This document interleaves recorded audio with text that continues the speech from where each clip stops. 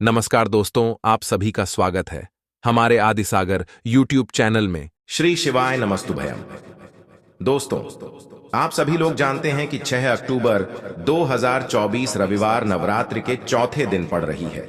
इसीलिए दोस्तों, इस दिन का महत्व बहुत ही ज्यादा बड़ा होता है और इस दिन आप लोगों को 7 चने की दाल वाला उपाय जरूर करना चाहिए, जो कि पंडित जी ने अपनी अभी की ही कथा में यहाँ पर बताया हुआ है। तो दोस्तों, इस उपाय को आपको कैसे करना है, कब करना है, कहां पर करना है और उपाय को करते समय आपको किन किन बातों का ध्यान रखना है, ये सारी जानकारी हम आपको इस वीडियो में देंगे। तो चलिए दोस्तों, उपाय को शुरू करते हैं। देखिए, यह दिन इतना खास होता है, इतना महत्वपूर्ण होता है। देखा गया है कभी कभी बड़े बड़े पूजा पाठ अनुष्ठान से जो मनोकामना पूर्ण नहीं होती है, वह रविवार के दिन एक छोटे से उपाय करने से ही आपकी मनोकामना पूर्ण हो जाती है। और बहुत सारे लोगों ने इस उपाय को किया भी है और उनको इस उपाय को करने का फल भी जरूर मिला है। अगर आप लोग भी इस उपाय को रविवार नवरात्रि चौथे दिन करना चाहते हैं, तो आप इस उपाय को पहले अच्छे से समझ लेना, सुन लेना, उसके बाद करना। आपको इस उपाय का फल जरूर मिलेगा। इसीलिए आप लोग इस वाले उपाय को एक बार जरूर कर लेना, ताकि आप लोगों के हाथ से यह मौका ना जा सके और आपको इस उपाय को करने का फल मिल सके। दोस्तों, यह उपाय पंडित जी ने अपनी अभी की ही शिव महापुराण की कथा में बताया है। जिस उपाय को आज हम आपको बहुत अच्छे से समझाने वाले हैं, इस वीडियो को देखने के बाद इस उपाय को समझने के लिए आपको कोई और वीडियो को देखने की जरूरत नहीं पड़ेगी। तो चलिए दोस्तों, उपाय को शुरू करते हैं। देखिए, यह इस नवरात्रि महीने के रविवार के दिन यह इतना खास होता है, इतना महत्वपूर्ण होता है। देखा गया है कभी कभी बड़े बड़े पूजा पाठ अनुष्ठान से जो मनोकामना पूर्ण नहीं होते, वह नवरात्रि महीने के दिन एक छोटे से उपाय करने से ही आपकी मनोकामना पूर्ण हो जाती है। और बहुत सारे लोगों ने इस उपाय को किया भी है और उनको इस उपाय को करने का फल भी जरूर मिला है। अगर आप लोग भी इस उपाय को करना चाहते हैं, तो आप इस उपाय को पहले अच्छे से समझ लेना, सुन लेना, उसके बाद करना। आपको इस उपाय का फल जरूर मिलेगा और इस उपाय को कर लेने से आपके घर में चाहे किसी भी प्रकार की दुख और समस्या क्यों ना चल रही हो, आपको उसका कारण भी नहीं पता है कि भाई यह समस्या किस कारण से चल रही है। उसका कुछ भी कारण हो सकता है, जैसे पितृदोष हो सकता है या किसी भी तरह का मंगल दोष भी हो सकता है। तो इस दिन आप लोगों को 7 चने की दाल वाला उपाय कर लेना है। यह एक ऐसा उपाय है जिस उपाय को अगर किसी विशेष दिन पर किया जाए, तो भाई उस विशेष दिन का जो है वह तो हमें मिलता ही मिलता है। पर हमने उस दिन पर इस 7 चने की दाल वाला उपाय को किया है, तो हमें उससे भी बड़ा फल मिलता है और फल बहुत जल्दी मिलता है, क्योंकि आप इस उपाय को बहुत ही बड़े और विशेष दिन पर कर रहे हो। तो चलिए अब उपाय के बारे में बात करते हैं, लेकिन उससे पहले आप लोगों को यह जानना आवश्यक है कि आखिर यह उपाय किस समय करना है, किसको करना है और कैसे करना है। तो चलिए हम आगे आपको वीडियो में एक एक करके बता देते हैं। लेकिन उससे पहले अगर आप लोग हमारे चैनल पर नए हैं, तो हमारे चैनल को सब्सक्राइब कर लेना और इस वीडियो को लाइक करके कमेंट बॉक्स में श्री नमस्तुभयम ओम नमः शिवाय जरूर टाइप कर देना। तो दोस्तों, इस 7 चने की दाल वाला उपाय को हमें इस नवरात्रि महीने के रविवार के दिन कैसे करना है, किसको करना है, किस समय करना है और कहां पर करना है, ये सारे सवालों के जवाब आपको इस वीडियो में मिल जाएंगे। और जो ये वीडियो देखेगा भाई, उसको 7 चने की दाल वाला उपाय जरूर करना चाहिए, क्योंकि इस दिन काला तिल का भी बहुत ही बड़ा और विशेष महत्व होता है। और जब बात आ जाए 7 चने की दाल वाला उपाय की, तो यह सोने पर सुहागा वाली बात हो जाती है और ये एक बहुत ही बड़ा उपाय हो जाता है इस नवरात्रि महीने के रविवार का।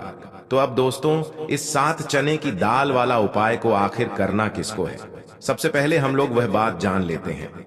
तो देखो, घर की जो बड़ी माताएं बहनें होती हैं, उन माताओं बहनों में से कोई भी एक बड़ी माता बहन इस वाले उपाय को कर सकती है। और दोस्तों, अगर आप चाहे तो अपने घर में से सभी सदस्यों को भी इस उपाय को करवा सकते हैं।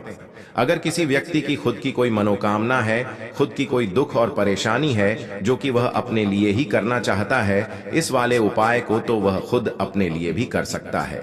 बाकी अगर कोई घर में से ऐसा है जो कि अपने पूरे घर परिवार की सुख और शांति के लिए यह वाला उपाय करना चाहता है, तो भाई वह भी कर सकता है।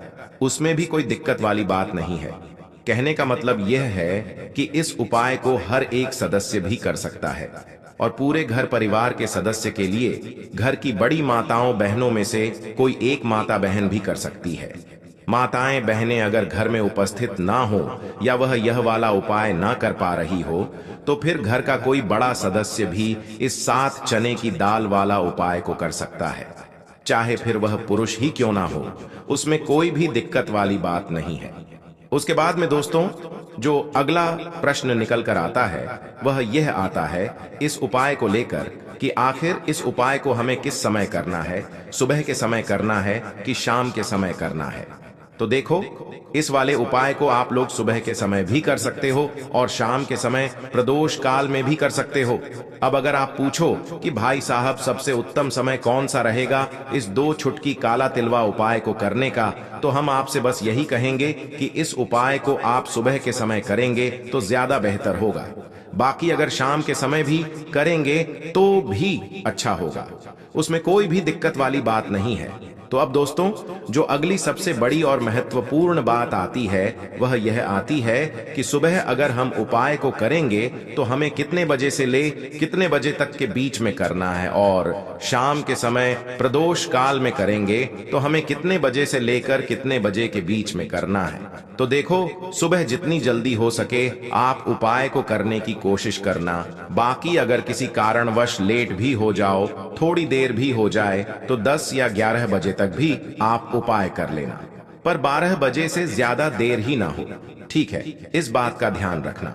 उसके बाद में दोस्तों अगर शाम के समय प्रदोष काल की बात करें, प्रदोष काल का जो समय होता है वह शाम के 6 बजे से शुरू हो जाता है। मतलब शाम के 6 बजे से लेकर 7 बजे के बीच का जो समय होता है यह समय प्रदोष काल का समय होता है।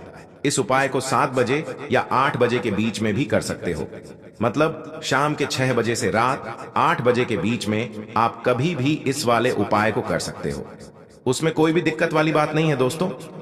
अब देखिए, पी अगर किसी व्यक्ति से नाराज हो जाए, किसी घर से नाराज हो जाए, तो होता क्या है कि घर में धन से जुड़ी समस्याएं आने लगती हैं। पैसे को लेकर उस घर के लोग बहुत परेशान रहते हैं जहां पितृ नाराज हो।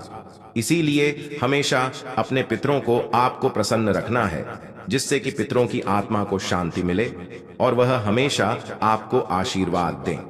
अब यह जो नवरात्रि के दिन होते हैं, इन दिनों में जब आप यह उपाय करेंगे जो हम आपको बताने वाले हैं, गौ माता से जुड़ा हुआ उपाय है। देखिए, गौ माता के अंदर हमारे पितरों का ही वास माना जाता है। गौ माता हो गई, कुत्ते हो गए हैं ना, पेड़ों में बरगद का पेड़ हो गया, पीपल का पेड़ हो गया, इन सभी में हमारे पितरों का वास माना जाता है। पक्षियों में कौवा हो गया, जिसके अंदर हमारे पितरों का वास माना जाता है। तो ऐसा समझ लीजिए कि जब भी जीवन में दुख बढ़ जाए, कष्ट बढ़ जाए, धन को लेकर आप परेशान रहने लगे, कर्जे जैसी समस्याएं जीवन में बढ़ रही हैं, आपके घर में संतान को लेकर बहुत दुख है, आप अपने घर के लड़ाई झगड़े से परेशान रहते हैं, घर में कोई ना कोई झगड़ा करता ही रहता है, आप सोच सोच कर परेशान रहते हैं कि कैसे घर में शांति आएगी, कैसे से घर में सुख समृद्धि आएगी। अब यह समझ लीजिए कि अगर घर में लगातार झगड़ा लड़ाई यह चीजें आपको देखने को मिल रही हैं, घर में आपके कोई भी व्यक्ति सुखी नहीं है, कर्जा घर में लोगों के सर पर है, तो पितृ आपके कहीं ना कहीं नाराज हैं। देखिए, पितृदोष जब घर में होता है ना, तो ऐसा नहीं कि आपको देखने से पितृदोष दिखेगा, इसका आप अंदाजा लगा सकते हैं। घर में होने वाली घटनाओं से, जैसे कि खाना आप खाते हैं या घर का कोई भी सदस्य खाना खाता है, अगर उस खाने में कहीं ना कहीं बाल निकलता है ना, या वह खाना गिर जाता है खाते खाते, तब भी आपके घर में पितृदोष है, यानी पितृ आपके नाराज हैं। साथ ही साथ अचानक से घर में दुर्घटनाएं हो रही हैं, पितृ आपके नाराज हैं। अब जो उपाय आपको बताने वाले हैं, इस उपाय को कर लीजिए, पितृ भी प्रसन्न और धन को लेकर तो कभी आपको परेशान होना ही नहीं पड़ेगा। चलिए बात कर लेते हैं पहला वाला उपाय में। जो कि पितरों को प्रसन्न करने के लिए है और घर में स्थिर लक्ष्मी के वास के लिए। मतलब कभी आपके घर में ऐसा नहीं होगा कि आज पैसा आ रहा है और कल पैसा नहीं आ रहा है। ऐसा बहुत सारे घरों में होता है कि पैसा आता है तो रुकता नहीं है, और अगर पैसा रुकता है तो फिजूल खर्ची बहुत होती है, धन की बर्बादी बहुत होती है, जिससे कि घर के सदस्य बहुत ही परेशान रहते हैं। अब ज्यादातर लोग की यह समस्या होती है कि धन की बर्बादी हो रही है और घर में पैसा नहीं रुक रहा है। अगर आपके साथ भी ऐसा है तो बिल्कुल से आपको यह उपाय सुनना चाहिए और इसे नवरात्रि में जरूर करना चाहिए। देखिए आपको यहां पर क्या करना है कि, तो चलिए दोस्तों जान लेते हैं गुरुदेव द्वारा बताए गए सबसे पहले और खास उपाय के बारे में। देखिए दोस्तों, गुरुदेव ने बताया है कि रविवार के दिन किया जाने वाला यह सबसे खास और सर्वश्रेष्ठ उपाय है। 7 चने की दाल लेनी है। देखिए आप 7 चने की दाल भी ले सकते हैं या फिर 11 भी ले सकते हैं, 21 या फिर 108 चने की दाल भी ले सकते हैं। यदि आप 21 चने की दाल लेते हैं तो यह आपके उपाय के लिए अत्यधिक सर्वोत्तम होता है। तो इस प्रकार से आप कम से कम 7 चने की दाल ले सकते हैं और अधिक से अधिक आप 108 चने की दाल ले सकते हैं। अब देखिए इसी के साथ में आपको मात्र 1 लोटा शुद्ध जल लेना होगा, तांबे के पात्र के अंदर अपने ही घर से, और साथ ही में आपको मात्र 1 से 2 गू के टुकड़े भी लेने हैं।